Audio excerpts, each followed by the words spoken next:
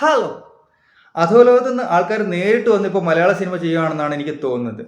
സിനിഫയിൽ cinema റിവ്യൂവറായ ഉണ്ണിക്ക് വന്ന മധുര മനോഹര മലയാളത്തിലുള്ള ഫോൺ കോൾ കേട്ട ശേഷമാണ് എനിക്ക് ഈ സംശയം ഒന്നുകൂടി ഉറപ്പിക്കാനായത്.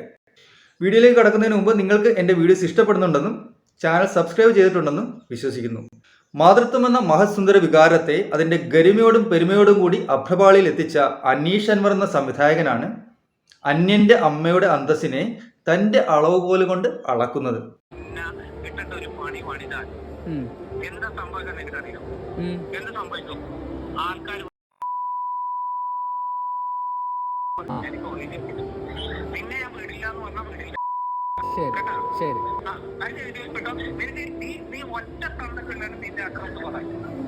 സോറി, നിങ്ങൾക്ക് അഡ്രസ് വന്നത് പ്രൂവ് ചെയ്യേണ്ട ഗതികേട് എനിക്കില്ല.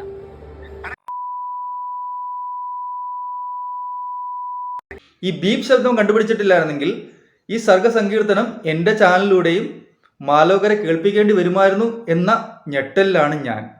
സക്കറിയയുടെ ഗർഭിണികൾ എന്ന സിനിമയ്ക്ക് പിന്നിലെ പരിശുദ്ധനാണ് രാസ്ത എന്ന ശിവകാശി ബോംബിൻ്റെ ഉടമസ്ഥൻ എന്ന് നമുക്ക് ഒരു ഉൾപ്പുളകത്തോടെ കേട്ടിരിക്കാനാവൂ. അദ്ദേഹം തന്നെ 4 ദിവസം മുമ്പ് പ്രസ് മീറ്റ് നടത്തി പറഞ്ഞത് നല്ല സിനിമയെ റിവ്യൂ കൊണ്ട് തോൽപ്പിക്കാനാവില്ല എന്നാണ്. ഇപ്പോൾ അദ്ദേഹത്തിൻ്റെ സിനിമയെപ്പറ്റി മോശം റിവ്യൂ കൊടുത്ത ആളെ ഫോണിൽ വിളിച്ച് തെറിവിളിക്കുകയും വധഭീഷണി മുഴക്കുകയും ചെയ്യുമ്പോൾ തൻ്റെ സിനിമ കൊള്ളില്ല എന്നല്ലേ അദ്ദേഹം വ്യക്തമാക്കുന്നത്. അതായത് നല്ല സിനിമയെ തെറിവിളി കൊണ്ട് തകർക്കാനാവില്ല എന്നാണ് 2 ദിവസം മുമ്പ്, 4 ദിവസം മുമ്പ് പ്രസ് മീറ്റ് നടത്തി ഇദ്ദേഹം പറഞ്ഞത്. ഇനിയിപ്പോൾ താങ്കളുടെ സിനിമ കൊള്ളില്ല എന്ന് പറയുന്നവരെ എല്ലാം കൊല്ലാനാണെങ്കിൽ സിനിമ റിലീസായ തിയേറ്ററുകളിലെല്ലാം മെഷീൻ ഗണ്ണുമായിട്ട് ആളെ നിർത്തേണ്ടി വരുമല്ലോ ചങ്ങായി.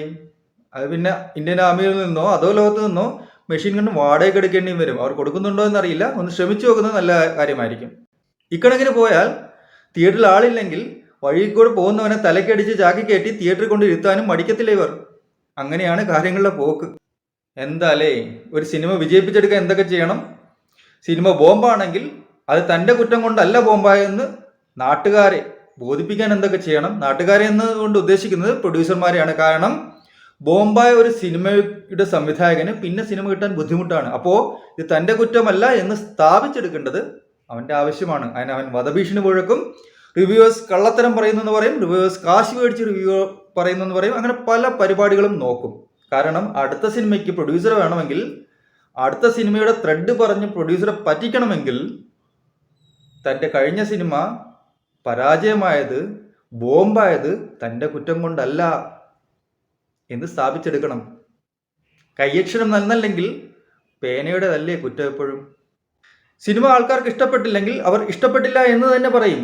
ചിലർ ഹാഷായിട്ട് പറയും, ചിലർ സോഫ്റ്റ് ആയിട്ട് പറയും. പലരും പറയുന്ന രീതി പലതായിരിക്കും, പക്ഷെ അർത്ഥം ഒന്ന് തന്നെയായിരിക്കും. പിന്നെ നിങ്ങളുടെ അടുത്തുള്ളവർ, നിങ്ങളുടെ സുഹൃത്തുക്കൾ പറയുമായിരിക്കും ഈ സിനിമ നല്ലതാണെന്ന്. പക്ഷെ അത് സത്യമാണോന്നില്ല. കാരണം അത് നിങ്ങളോട് ഇഷ്ടം കൊണ്ട് മാത്രം പറയുന്നതാണ്.